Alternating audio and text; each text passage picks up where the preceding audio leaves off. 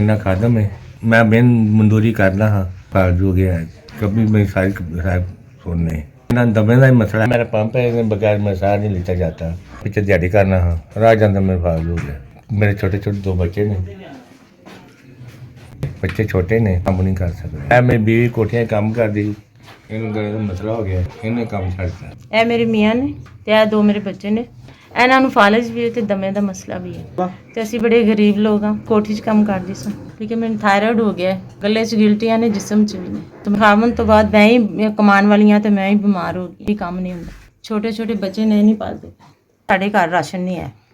ਬਹੁਤ ਜ਼ਿਆਦਾ ਮਜਬੂਰ ਆ। ਨਾ ਹੀ ਇਹਨਾਂ ਦੀਆਂ ਦਵਾਈਆਂ ਵਾਸਤੇ ਕੋਈ ਚੀਜ਼ ਹੈ ਤੇ ਨਾ ਹੀ ਬੱਚਿਆਂ ਵਾਸਤੇ। ਖਤਮ ਹੋਇਆ ਪੰਪ ਤੇ ਇਹਨਾਂ ਨੂੰ ਸਾਹ ਲੈਣ 'ਚ ਮਸਲਾ ਹੋ ਜਾਂਦਾ। ਬਹੁਤ ਮਜਬੂਰ ਆ।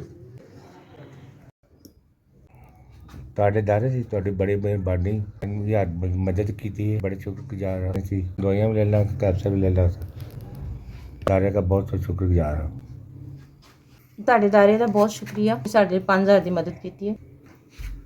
ਤੁਹਾਡੇ ਦਾਇਰੇ ਦਾ ਬਹੁਤ ਸ਼ੁਕਰਗੁਜ਼ਾਰ। ਬਿਮਾਰ ਆ ਮੇਰਾ ਖਾਮਦ ਵੀ ਬਿਮਾਰ ਹੈ। ਇਹਦੀ ਬੜੀ ਮਿਹਰਬਾਨੀ 5000 ਦੀ ਮਦਦ ਕੀਤੀ ਹੈ। ਅਸੀਂ ਤੁਹਾਡੇ ਬੜੇ ਸ਼ੁਕਰਗੁਜ਼ਾਰ ਹਾਂ। ਤੁਹਾਡੇ ਦਾਇਰੇ ਦਾ 5000 ਲਿਆ ਸਾਡੇ ਤੱਕ ਪਹੁੰਚ ਗਿਆ।